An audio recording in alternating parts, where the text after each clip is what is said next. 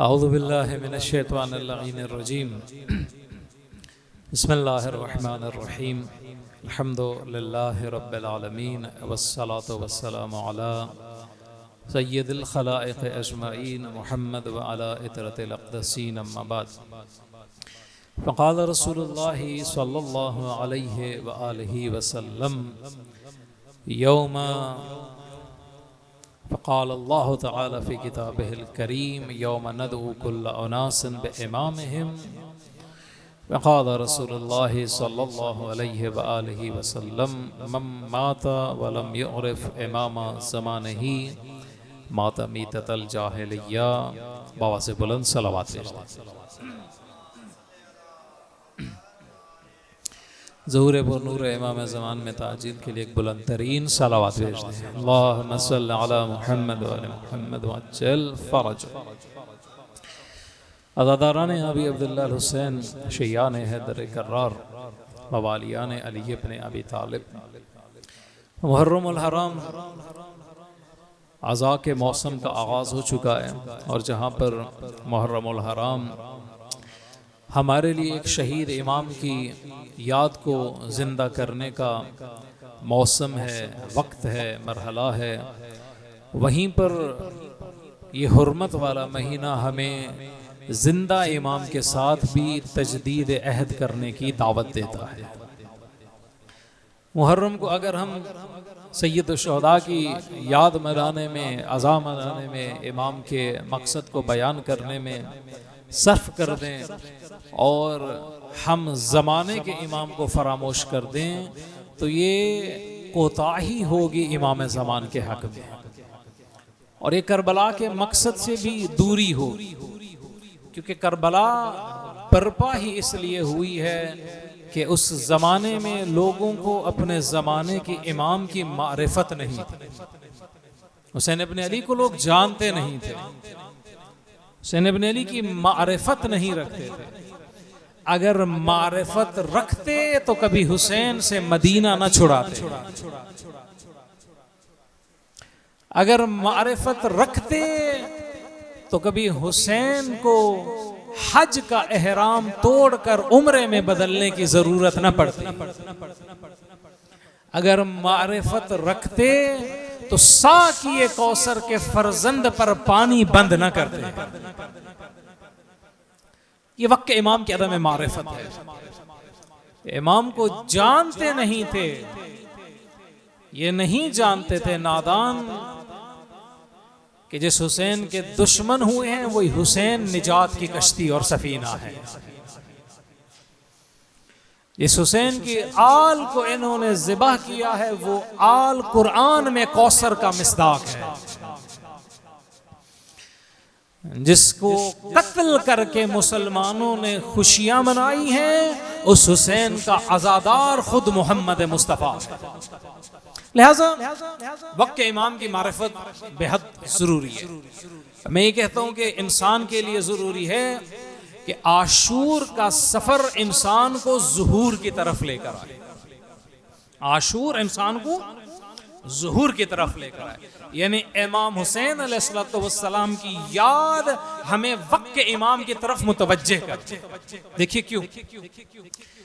इमाम हुसैन की जो ज़ियारत है, ज़ियारत मुबारक आशूरा जो हदीस कुदसी है, इमाम हुसैन की इस ज़ियारत में इमाम ज़मान का दो मुकाम पर तज़किरा है और इमाम ज़मान की ज़ियारत में सैयद शुहदा का तज़किरा है। असल आप ज़ियारत नुदबा देखें, दुआए नुदबा देखें, जब इंसान इमाम ज़मान को सलाम करता है तो कहते हैं ऐनल अंजुमुज़ ज़ाहिरा, चमकते हुए रोशन सितारे कहाँ हैं? ऐनल अक़मारुल मुनीरा, रोशन और मुनीर चांद कहाँ है? ऐन शमुसुत तालिआ, तुलू होने वाला हिदायत का सूरज कहाँ पर है? वहीं पर इंसान जब इमाम ज़मान को सलाम करता है तो कहता है ऐन तालिबु बिदमिल मक़तूल करबला, जो करबला की रेत पर प्यासा कत्ल हुआ उसके खून का वारिस कहाँ पर है? इमाम ज़मान की ज़ियारत में किसका तज़किरा है? सैयद शुहदा का। और सैयद शुहदा की ज़ियारत में इमाम ज़मान का तज़किरा। अब असअलुल्लाह अल्लज़ी अन यरज़ुक़नी तलब सारी मअ इमामिन हुदन, खुदा से सवाल करता हूँ कि ए हुसैन, खुदा मुझे तौफीक दे कि मैं आपके महदी के साथ मिलकर आपके खून का इंतकाम ले सकूं। लिहाजा ज़ियारत आशूरा जो इमाम हुसैन की ज़ियारत है, उस ज़ियारत आशूरा ही इंसान को इमाम ज़मान की तरफ लेकर जाती है। और इमाम ज़मान की तरफ अगर आप जाएं तो इमाम ज़मान आपको सैयद शुहदा की तरफ लेकर आते हैं, जिससे साबित ये होता है कि अस्र आशूर सुबह ज़हूर के साथ जुड़ी हुई है। अस्र आशूर सुबह ज़हूर के साथ जुड़ी हुई है। लिहाजा इसलिए ज़रूरत इस अम्र की है, इस अम्र की ज़रूरत कि हम लोग अपने ज़माने के इमाम की मारिफत को पैदा करें। यही वजह है कि इंशाअल्लाह इस अशर मुहर्रमुल हराम में हमारा मौजू इमाम ज़मान की मारिफत होगा। पहले मैंने आपकी खिदमत में चंद गुजारिशात महदी फिल कुरान के उन्वान से अर्ज की थी, लेकिन अब इंशाअल्लाह एक ज़ियारत है जो इमाम ज़मान की बेहद मकबूल ज़ियारत है। और उलमा और उरफ़ा कहते हैं ये वो ज़ियारत है कि जहाँ पर पढ़ी जाए वहाँ खुद साहिब ज़मान तशरीफ़ ले आते हैं। ज़ियारत आले यासीन ये वही मशहूर ज़ियारत है जिसके कुछ जुमले पढ़ते हुए आग़ाए ख़ामेनाई रोने लगे थे। अस्सलामु अलैकाहीन तक़ूम, सलाम आप पर के जब आप क़याम करेंगे। अस्सलामु अलैकाहीन तक़उद, आप पर सलाम उस वक्त के जब आप ज़मीन पर बैठ जाएं। अस्सलामु अलैका हीन तक़रअ व तुबय्यन, मेहदी आप पर सलाम उस वक्त जब आप कुरान को पढ़ें और कुरान की तफसीर बयान करें। ये ज़ियारत। अब देखिए वक्त के इमाम की मारिफत ज़रूरी क्यों। अव्वलीन बात यह है कि वक्त के इमाम की अगर इंसान मारिफत हासिल न करे तो उसकी जिंदगी और खिलकत का मकसद अधूरा रह जाता है। तवज्जो, इंसान की खिलकत अधूरी रह जाएगी अगर इंसान अपने वक्त के इमाम की मारिफत हासिल न करे। मकसद तख्लीक पूरा ही नहीं होगा अगर मैं साहिब ज़मान की मारिफत हासिल न करूं। क्यों? देखिए कि अल्लाह ने कुरान मजीद में फरमाया कि वमा खलक़तुल जिन्न वल इंसा इल्ला लियअबुदून, मैंने जिन्नो इंस को खल्क किया और इसलिए खल्क किया कि वो मेरी इबादत कर सके। उलमा ने लिखा है कि यहाँ पर लियअबुदून से मुराद है ऐ लियअरिफून, ताकि इंसान खुदा की मारिफत पैदा करे। मारिफत नहीं होगी तो इबादत मुमकिन ही नहीं है। जब इंसान खुदा को जानता ही नहीं है तो उसका आशिक कैसे हो जाएगा, उसका आबिद कैसे हो जाएगा, उसका बंदा कैसे हो जाएगा। जब इंसान खुदा की मारिफत हासिल कर लेगा तो बंदगी के उस मरहले पर पहुंच जाएगा कि सर सजदे में होगा, और अगर तलवार भी चल जाएगी तो हुसैन कहेगा खुदाया मैं तेरी रजा में राजी हूं। मारिफत अगर ना हो तो कहा कि क्या मकसद है बंदगी, और बंदगी किससे जुड़ी है, मारिफत से जुड़ी। और यह हदीस कुदसी भी है, शिया सुन्नी ने नकल किया कि अल्लाह सुब्हानहू व तआला ने फरमाया कुन्तु कंज़न मख्फिया फअहबब्तु अन उरफ़ फखलक़तुल खल्क़, ताकि मैं एक छुपा हुआ खजाना था और मुझे पसंद ये हुआ कि मैं पहचाना जाऊं, मेरी मारिफत की जाए, इसलिए मैंने मखलूक को पैदा किया। यानी मखलूक खल्क इसलिए हुई कि अल्लाह की मारिफत हासिल करे। अब जब पूछा गया इमाम से कि मौला ये बताइए कि अल्लाह की मारिफत से क्या मुराद है, मौला ने कहा कि अपने वक्त के इमाम की मारिफत हासिल करो, वही अल्लाह की मारिफत है। ये बहुत दकीक जुमला, बहुत तवज्जो तलब जुमला कि बिलाखिर एक इंसान की मारिफत खुदा की मारिफत कैसे। इंसान खुदा तो नहीं है। हम अमीरुल मोमिनीन को इमाम मानते हैं, हम अली को खुदा तो नहीं मानते, बंदा खुदा मानते हैं। हम इमाम हुसैन को इमाम मानते हैं, हम इमाम हुसैन को इमाम मानते हैं, मगर उसके बावजूद भी खुदा तो नहीं मानते। किसी भी इमाम के लिए हम उलूहियत के, रबूबियत के या खुदा होने के कायल नहीं है, मगर ये कैसे मुमकिन है कि इमाम की मारिफत खुदा की मारिफत हो जाए। इस तरह से मुमकिन है क्योंकि इमाम के वजूद में खुदा की सिफात तजल्ली करती है। इंसान इमाम के वजूद में अल्लाह के सिफात तजल्ली करती है। मसलन देखिए, कुरान मजीद में अल्लाह सुब्हानहू व तआला ने अपने रसूल की तारीफ की, मुअर्रिफी कराई और कहा कि लक़द जाअकुम रसूलुम मिन अनफुसिकुम अज़ीज़ुन अलैहि मा अनित्तुम हरीसुन अलैकुम बिल मुमिनीना रऊफ़ुर रहीम। कहा तुम्हारे दरमियान मैंने एक ऐसा रसूल भेजा है कि जो इतना मेहरबान है कि मुसीबत तुम पर गुजरती है, दर्द मेरे रसूल को होता है। अज़ीज़ुन अलैहि मा अनित्तुम हरीसुन अलैकुम, तुम्हारी हिदायत के लिए मेरा मोहम्मद हिर्स करता है, चाहता है रसूल के ज्यादा से ज्यादा लोग हिदायत पा जाए। फिर कहा कि बिल मोमिनीना रऊफ़ुर रहीम, ये तवज्जो तलब जो कहा कि मोहम्मद मेरे रसूल सल्लल्लाहु अलैहि वसल्लम मोमिनों के लिए रऊफ भी हैं, रहीम भी हैं। अब सवाल ये पैदा होता है, रसूल रऊफ और रहीम हो गए, अल्लाह भी तो रऊफ और रहीम है रऊफ। अल्लाह क्या कहता है, मैं बंदों पर रऊफ हूं, और रहीम हम सुबह शाम पढ़ते हैं बिस्मिल्लाहिर रहमानिर रहीम। खुदा रहमान है, खुदा रहीम है, खुदा रऊफ है। अब समझ नहीं आ रही, अल्लाह रऊफ, अल्लाह रहीम, मोहम्मद रऊफ, मोहम्मद भी रहीम, खुदा रऊफ और रहीम हो गया और रसूल भी रऊफ और रहीम हो गए। अब मैं सवाल ये करूंगा कि बाबा क्या ये शिर्क नहीं है? अल्लाह की सिफत में रसूल क्या हो गए, शरीक हो गए। आप कहेंगे नहीं, ये शिर्क नहीं है। क्यों शिर्क नहीं है? आप कहेंगे अल्लाह का रऊफ और रहीम होना उसकी जाती सिफत है, रसूल का रऊफ और रहीम होना अल्लाह के इज़्न का ताबे है। खुदा चाहे तो रसूल रऊफ और रहीम है, खुदा चाहे तो रसूल मेहरबान है, अल्लाह ना चाहे तो रसूल मेहरबान नहीं है। तो बाबा इसलिए तो मैं कह रहा हूं, अगर रसूल अल्लाह के रऊफ और रहीम होते हुए मोहम्मद रऊफ और रहीम हो सकता है, तो अल्लाह के मुश्किल कुशा होते हुए अली भी मुश्किल कुशा हो सकता है। यार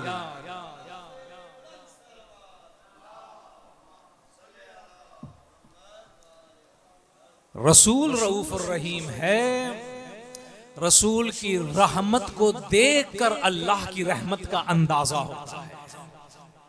यह जमाने में खुदा की हुज्जत की मारिफत अगर हासिल करे तो इंसान खुदा की मारिफत हासिल करता है। मसलन देखिए, अहले मक्का ने अल्लाह के रसूल पर बड़े जुल्म किए, शदीद तरीन जुल्म।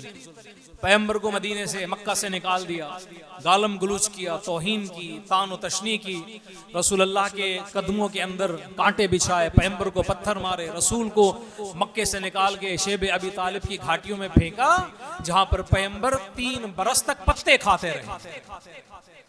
रसूल अल्लाह की अजीज तरीन ज़ौजा हजरत खदीजा का इंतकाल हुआ है वहां पर। हजरत खदीजा का इंतकाल, जनाब अबू तालिब शेब अबी तालिब की सख्तियों की वजह से दुनिया में शहीद हो गए। लेकिन जब यही मक्का वाले अल्लाह के रसूल के सामने आए फतेह मक्का पर, तो पैगंबर ने कहा ये बताओ तुम मोहम्मद से क्या उम्मीद रखते हो?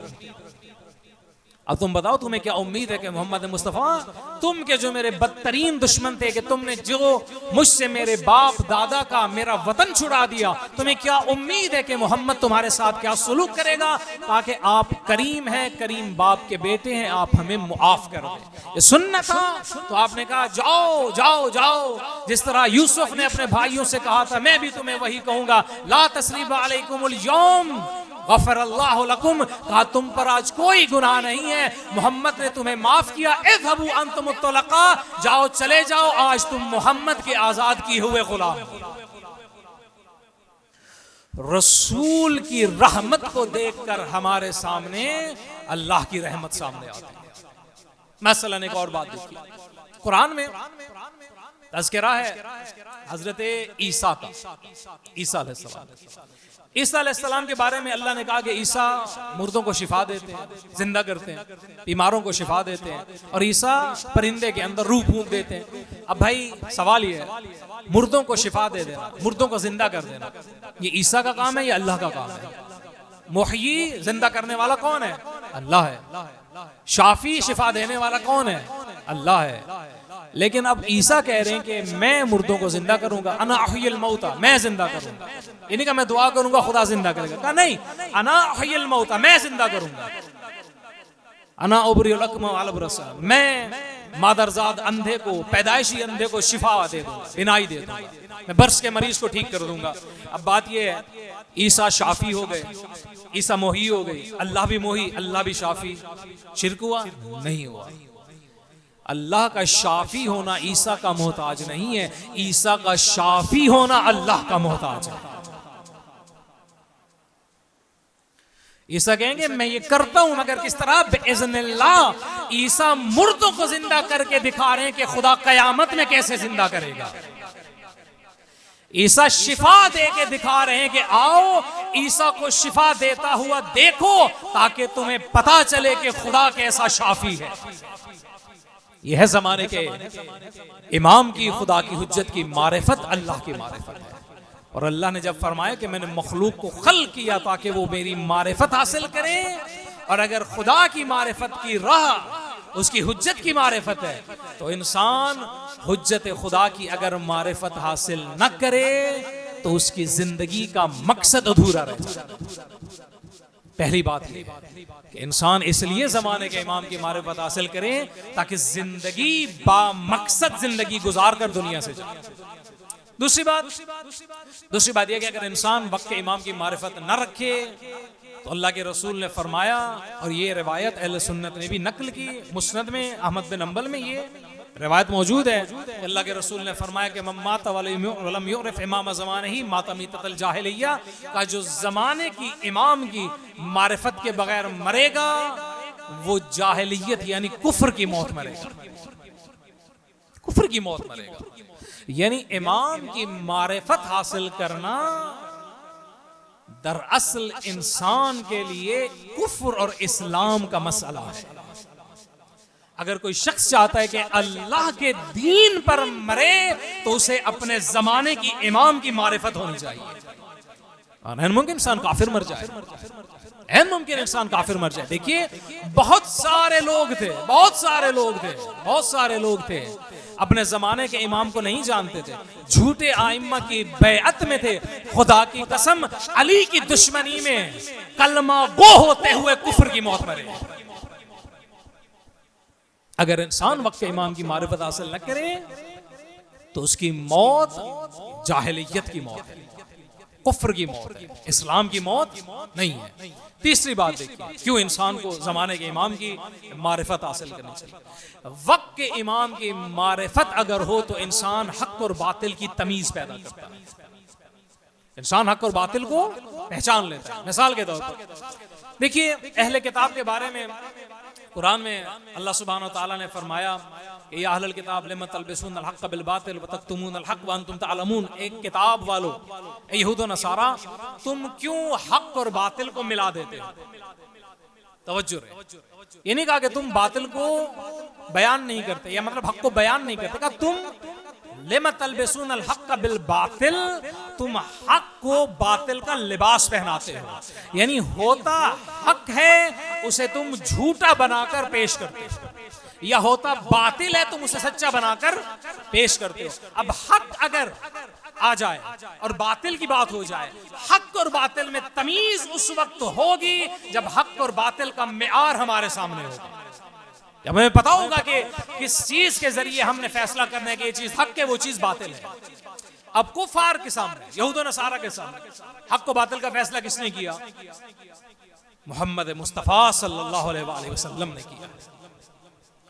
खुदा के रसूल ने एक वाज़े बयान इख्तियार किया, वाज़े बयानिया इख्तियार किया, और अल्लाह ने कहा कि जहां पर भी मेरा मोहम्मद है वहीं पर हक खड़ा हुआ है। बस हक कहां पर है? रसूल अल्लाह के साथ है। जो रसूल को छोड़ेगा वो हक को छोड़ेगा, और जो हक को छोड़ेगा वो बातिल की राह पर चला जाएगा। अब जब पैगंबर के बाद फितने पैदा हुए, उन फितनों में हक की राह अली इब्न अबी तालिब ने दिखाई। कैसे दिखाई है? जिन्होंने मौला कायनात की बैअत की, अली इब्न अबी तालिब की इताअत की, मौला कायनात की विलायत को दिल में समोया, उनकी हालत क्या थी? उनकी हालत ये थी कि उन्होंने किसी मक्कार के मक्र से धोखा नहीं खाया। और जिन्होंने अली को इमाम नहीं माना, उनकी हालत क्या थी? वो नेजों पर उठे हुए चमड़े को कुरान समझकर धोखा खा गए और चमड़े के कुरान को पकड़ लिया, कुरान नातिक को छोड़ दिया। रसूल अल्लाह ने हक की क्या पहचान बताई, क्या पहचान बताई? रसूल अल्लाह ने नमाज रोजे को हक की पहचान बताई, हज व ज़कात को हक की पहचान बताई, खुम्स को, तवल्ला को, तबर्रा को नहीं नहीं नहीं नहीं, नहीं। रसूल अल्लाह ने हक की पहचान जब बताई तो कहा अलीयुन माल हक वल हक मा अली, अली हक के साथ है, हक अली के साथ है। अल्लाहुम्मा अत्रिल हक हैसुमा दार, खुदाया अली को हक की तरफ न भेजना बल्कि हक को उस तरफ भेजना जिस तरफ मेरा अली चला जाए। अलीयुन माल कुरान वल कुरान मा अली, अली कुरान के साथ है, कुरान अली के साथ है। रसूलुल्लाह सल्लल्लाहु अलैहि वसल्लम अली जैसा हक का इमाम बताकर हमें ये बता रहे हैं कि अगर तुम चाहते हो हक और बातिल की तशखीस करो तो आओ अपने जमाने के इमाम की मारिफत हासिल करो। जमाने के इमाम की मारिफत होगी तो हक हमें पता चलेगा, जमाने के इमाम की मारिफत नहीं होगी तो फिर हम झूठे आइम्मा के पीछे चले जाएंगे। आज बहुत सारे लोग ऐसे जो झूठे इमामत के दावेदार हैं। हमारे मोमिनीन शिया भी बाज ऐसे लोगों की तारीफ करते, बस ऐसे लोगों की तारीफ करते, ना जानते हुए कि ये लोग जिस इमामत के दावेदार हैं वो इमामत इनकी नहीं बल्कि बतूल के फर्जंद साहिबुज़्ज़मान बक़ियतुल्लाह आज़म के इमामत है। हक और बातिल को अगर पहचानना है वक्त के इमाम को पहचानना पड़ेगा। इसलिए ज़ियारत मुबारक आले यासीन में ये जुमले मिलते हैं कि इंसान इमाम ज़मान को मुखातिब करता है और कहता है कि फल हक मा रज़ीतुम वल बातिल मा अस्खतुम, कहा मेरे मौला हक है ही वही जिस पर आप राजी हो जाए। ये तारीफ है हक की। फल हक मा रज़ीतुम वल बातिल मा अस्खतुम, हक है ही वही जिस पर मेरे ज़माने का इमाम राजी है। अगर इमाम चमड़े पर उठे कुरान पर राजी नहीं है तो वो कुरान नहीं है, एक मक्कार का दजल और धोखा है। मक्का इमाम हमें बताएगा कि हक क्या है बातिल क्या है। इसलिए अजीजान मोहतरम इमाम ज़मान के बारे में मिलता है जब इमाम की विलादत हुई तो मौला के बाजू पर लिखा हुआ था जा अल हक व ज़हक़ल बातिल इन्नल बातिल काना ज़हूका, हक महदी की तस्वीर में जमीन पर आया। और इमाम ज़मान के आने से बातिल क्या होगा, बिलाखिर एक रोज मिट जाएगा। तो वक्त के इमाम की मारिफत हासिल करने की तीसरी वजह यह है कि अगर वक्त के इमाम की मारिफत ना हो तो इंसान हक और बातिल की तशखीस नहीं कर सकता, इंसान हकीकत को पहचान नहीं सकता। इंसान ऐन मुमकिन है कि हक को बातिल समझकर ठुकरा दे। कैसे? तारीख में ये हम मुसलमानों की तारीख है भाई। देखिए कि इमाम सैयद शुहदा को कत्ल करने का जिसने फतवा दिया उसका फतवा कुरान से फतवा था। उसने कुरान से फतवा देकर कहा कि हुसैन इब्ने अली माअज़ल्लाह सुम्मा माअज़ल्लाह जमीन में मुफसिद फिल अर्ज़ है, हुसैन ने जमीन में फसाद फैलाया है इसलिए हुसैन का कत्ल जायज और मुबाह है। उसने क्या किया, हक को बातिल बनाकर पेश किया। मुसलमानों ने इमाम हुसैन को कत्ल जो अलमिया है जो दुख और अज़ियत की बात है, मुसलमानों ने इमाम हुसैन को इबादत समझकर कत्ल किया। इबादत समझकर कत्ल किया है, यानी कितनी बेराह रवी है कि हुज्जत खुदा को तकर्रुब खुदा के लिए ज़िबा कर दिया जाए। ये क्यों हुआ? क्योंकि जमाने के इमाम की मारिफत नहीं है, क्योंकि झूठे आइम्मा की बैत का कलादा हमारे उन लोगों के गले में पड़ा हुआ था। तो क्या हुआ ये कि एक शामी आया और उसने जवानाने जन्नत के सरदार को सवाब की नीयत से गालियां बकना शुरू कर दी। ये नतीजा होता है कि अगर इंसान वक्त के इमाम की मारिफत हासिल न करे कि हक को बातिल की तशखीस इंसान खो बैठता है और इसी एक इश्तिबाह और गलती की वजह से इंसान जहन्नम में दाखिल हो जाता है। ये जरूरी है कि हम आज इमाम ज़मान की मारिफत हासिल करें कि कोई ऐसी मामूली बात नहीं है कि हम इमाम के वजूद से गाफिल हो जाएं। देखिए हम ये बड़ी बारहा ये बात करते हैं और कुरान में ये चीज मौजूद है कि अल्लाह फरमाता है कि यौम नदउ कुल्ल उनासिन बिइमामिहिम, क़यामत के दिन वो दिन होगा जब हम हर इंसान को उसके इमाम के साथ बुलाएंगे। हम भी बड़े शौक से कहते हैं कि हम अमीरुल मोमिनीन के पीछे उठाए जाएंगे, लेकिन खुदा शाहिद है, जिस इमाम के पीछे हम उठाएंगे उस इमाम के बारे में अल्लाह हमसे सवाल करेगा। कुरान में देखिए अल्लाह ने गालिबन सूरह तकासुर है, अल्लाह ने फरमाया कि सुम्मा लतुसअलुन्ना यौमइज़िन अनिन नईम, आगे क़यामत का दिन वो दिन होगा जब मैं खुदा तुमसे नेमतों के बारे में सवाल करूंगा। आप मुनसिफाना ये फैसला करें कि कायनात में तौहीद और रिसालत के बाद मेरे मौला की विलायत से बड़ी कोई नेमत है?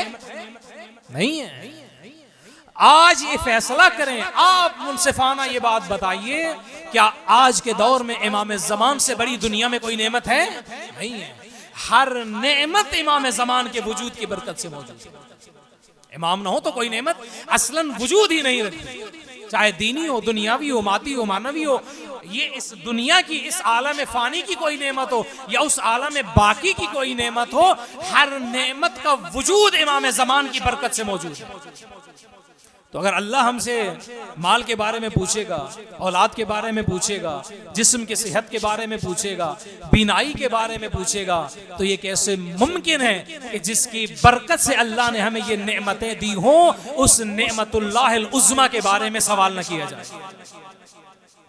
इमाम ज़मान के बारे में पूछा जाएगा, मौला के वजूद के बारे में पूछा जाएगा, और यही पूछा जाएगा बताओ तुमने अपने ज़माने के इमाम की निस्बत अपनी जिम्मेदारी को किस तरह से अदा किया। तो ये तीसरी वजह है। एक ये अगर इंसान ज़माने के इमाम की मारिफत हासिल न करे तो इंसान की तख्लीक का मकसद अधूरा रह जाएगा। अगर इंसान ज़माने के इमाम की मारिफत हासिल न करे तो इंसान जाहिलियत की मौत मरेगा। अगर इंसान ज़माने के इमाम की मारिफत हासिल न करे तो वो इंसान हक को बातिल की तशखीस को खो बैठे, बेराह हो जाए। चौथी वजह क्या है? चौथी वजह यह कि अगर इंसान ज़माने के इमाम की मारिफत हासिल न करे तो उसकी कोई इबादत खुदा कबूल ही नहीं करेगा। इबादत विलायत के बगैर कबूल ही नहीं है। इबादत विलायत के बगैर इब्लीस लईन की इबादत है। इब्लीस ने क्या किया था? अल्लाह ने उसके सामने विलायत पेश की। किसकी? अपनी हुज्जत की विलायत पेश की। हज़रत आदम अलैहिस्सलाम की विलायत पेश की, कहा कि इन्नी जाइलुन फिल अर्ज़ खलीफा, मैं आदम को अपना खलीफा बना रहा हूं, आओ आदम की विलायत को कबूल करो। इब्लीस ने क्या कहा? अना खैरुम मिन्हु, मैं इससे अच्छा हूं। अबा वस्तकबरा वकाना मिनल काफिरीन, अल्लाह ने कहा इब्लीस इसलिए काफिर हुआ क्योंकि उसने मेरे सामने नहीं, मेरी हुज्जत के सामने तकब्बुर किया। इब्लीस को अल्लाह कबूल था, इब्लीस को आदम कबूल नहीं। कहा था उसने कि मुझे ऐसी खुदाया, मुझे इस एक सजदे से तू रिहाई दे दे, मैं तेरी वो इबादत करूंगा जो आलमीन में किसी ने इबादत नहीं की होगी। खुदा ने कहा मेरी बारगाह से निकल जा, मुझे वो इबादत चाहिए जो मेरी मर्जी की हो, ना वो के जो तेरी मर्जी की हो। तो अव्वलीन बात यह है कि इंसान की इबादत कबूल नहीं है। क्यों कबूल नहीं? देखिए इमाम बाकिर अलैहिस्सलाम फरमाते हैं, दुरूद भेदे मौला की ज़ात मुबारक पर,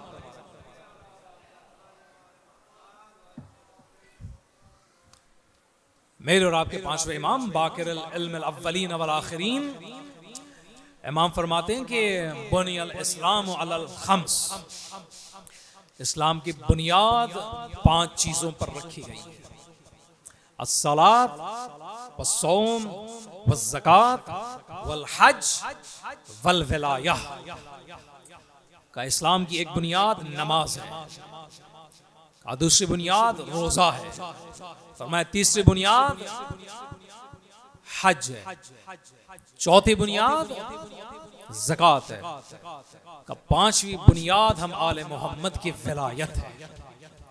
और कहा वलम युनाद बिशैइन कमा नूदिया बिल विलाया, कहा नमाज और रोजे और हज और ज़कात की इतनी दावत नहीं दी गई जितना विलायत की दावत दी गई है। अल्लाह ने अपने रसूल को नहीं कहा रसूल अगर नमाज ना पहुंचाई तो रिसालत बेकार चली जाएगी, रोजा ना पहुंचाया तो रिसालत बेकार चली जाएगी, हज ना बताया तो रिसालत बेकार चली जाएगी, ज़कात की तबलीग ना की तो रिसालत बेकार चली जाएगी। बल्कि कहा या अय्युहर रसूल बल्लिग मा उन्ज़िला इलैका मिर रब्बिक फ़इन लम तफ़अल फमा बल्लग़्ता रिसालता। अगर अली की विलायत ना पहुंचाई तो रसूल रिसालत बेकार चली जाएगी। यही बात तो हम समझाते आ रहे हैं कि बाबा जिसकी विलायत के बगैर रसूल की रिसालत नहीं बचती, उसकी विलायत के बगैर उम्मत की इबादत कैसे बचेगी?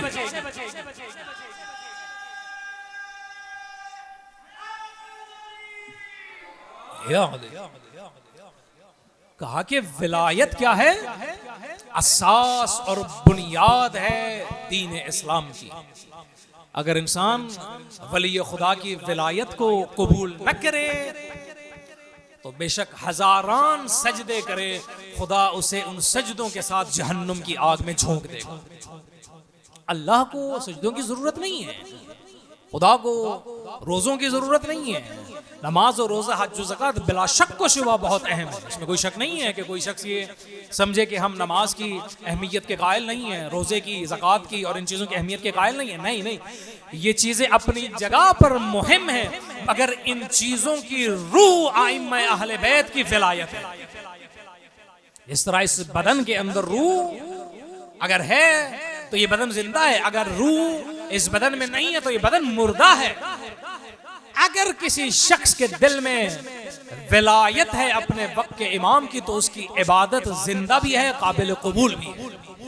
और उसके दिल में वक्त के इमाम की ना मोहब्बत है, ना मारिफत है, ना इताअत है, ना विलायत है, तो उसकी इबादत खुदा शाहिद है ऐसे है कि जैसे बगैर रूह के एक मुर्दार लाशा पड़ा है, जान नहीं है। ये चौथी बात होगी। पांचवी बात देखिए, पांचवी बात ये है अगर इंसान को वक्त के इमाम की मारिफत ना हो तो वो अपने वक्त के इमाम की, खुदा की हुज्जत की मदद और नुसरत से महरूम हो जाता है, महरूम हो जाता है। देखिए कितने खुशबख्त शुहदाए करबला कि इमाम हुसैन ने एक पहर में उन्हें वो जिंदगी दी है कि जिस जिंदगी के सबब से वो ता कयामत जिंदा है। ये जिंदगी उन्हें क्यों मिली है? एक मुकाम मर्तबा उन्हें क्यों मिला है? क्योंकि उन्होंने अपने वक्त के इमाम की नुसरत की है। हुर लानतुल्लाह के लश्कर को छोड़कर अलैहिस्सलाम इसलिए बना है क्योंकि हुर ने अपना इमाम बदला है। दुरूद भेजे मोहम्मद वाले मोहम्मद। हुर अलैहिल्लाना के लश्कर को छोड़कर अलैहिस्सलाम इसलिए बदला है कि हुर बना है क्योंकि हुर ने नमाज और रोजा नहीं बदला था, हुर ने हज ज़कात और खुम्सो जिहाद को नहीं बदला था, हुर ने सिर्फ अपना इमाम बदला था बस। और नुसरत इमाम हुर को किस अजमत पर लेकर चले गए। सलमान क्यों सलमान बने? क्योंकि सलमान अमीरुल मोमिनीन के खादिम और नौकर और नासिर और मददगार थे। अबू ज़र का भी इसलिए मुकाम है। तो लिहाजा अगर इंसान जमाने के इमाम की मारिफत हासिल न करे तो इस अजीम शरफ और इफ्तिखार से महरूम रह जाएगा। ये 5 चीजें हैं। इंशाअल्लाह मैं बतौफीक इलाही आने वाले अय्याम में आपकी खिदमत में अर्ज करूंगा कि इमाम ज़मान की मारिफत से क्या मुराद है। ये बहुत सतही मारिफत है कि हम फ़कत इमाम को इस हद तक जाने कि वो हसन अस्करी के बेटे हैं, जनाब नरजस खातून के बेटे हैं, वो रसूल अल्लाह की औलाद में से हैं, वो हमारे 12वें इमाम है। बस इतना तो इमाम ज़मान को काफिर भी जानते हैं। काफिरों को भी पता है कि जिसका हम इंतजार कर रहे हैं उसकी वल्दियत क्या है, कुनियत क्या है, उसका शजरा क्या है। हकीकी मारिफत यह है कि हम इमाम ज़मान की सिफ़ात से आगाह हों और वक्त के इमाम की निस्बत अपनी जिम्मेदारी को अदा करें। अगर वक्त के इमाम की मारिफत न हो, अज़ीज़ान मुहतरम, अज़ादारान अबी अब्दुल्लाह हुसैन, वक्त के इमाम की अगर मारिफत न हो, नतीजा यह निकलता है कि हुसैन मदीने को छोड़ देता है। वक्त के इमाम की मारिफत न हो तो नतीजा ये निकलता है कि शिम्र जैसा मलऊन इमाम के सीने पर सवार हो जाता है। वक्त के इमाम की अगर मारिफत न हो, नतीजा ये निकलता है कि सरे हुसैन कटकर शराबी के दरबार में पेश किया जाता है। इमाम के वक्त के इमाम की मारिफत का न होने का नतीजा ये था, मेरी रिवायत मैंने पढ़ी है, अब इस लईन के सामने इमाम का कटा सर पेश किया गया, इसने शतरंज इमाम के सर पे रख के बिछाई, शराब का जाम पिया, बची हुई शराब इमाम के सर पर उंडेलने लगे। क्यों हुआ ये? क्यों ज़ैनब कुबरा असीर हो गई? क्योंकि लोगों ने हुसैन इब्ने अली को तन्हा कर दिया। क्यों इमाम हुसैन ने मदीना छोड़ा है? क्यों इमाम हुसैन ने मदीना छोड़ा है? 28 रजब को खुदा की कसम वतन हर किसी को प्यारा होता है, और किसी का वतन अगर मदीने जैसा हो वो वतन उसे बड़ा अजीज होता है। मगर अजब बात यह है, इमाम ने वतन छोड़ा नहीं है, हुसैन से वतन छुड़वाया गया है।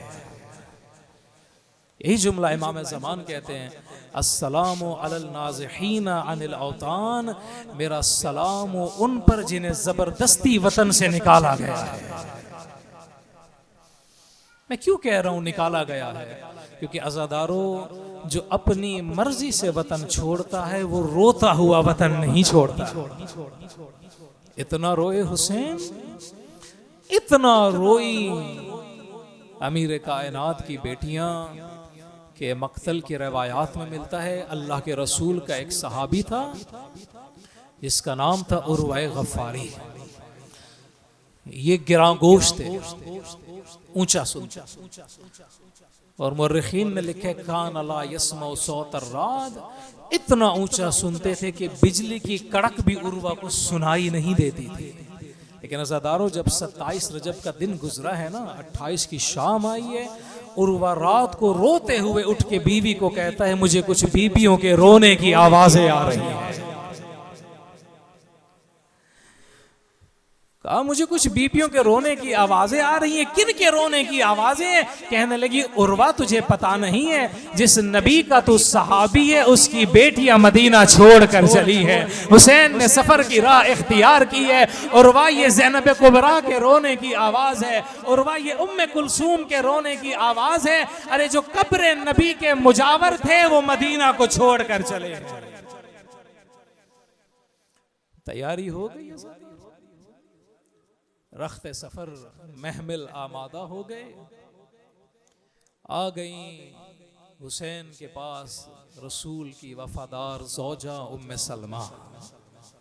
कहा, हुसैन मेरे लाल, मैंने तुम्हारे नाना की मुसीबत देखी है। मैंने तुम्हारे नाना की मुसीबत के बाद तुम्हारी माँ ज़हरा का जलता हुआ दर भी देखा है। मैंने तुम्हारी माँ ज़हरा के शिकस्ता पहलू को भी देखा है। मैंने बतूल के हाथ पर ताजियाने चेहरे पर तमाचा भी देखा है।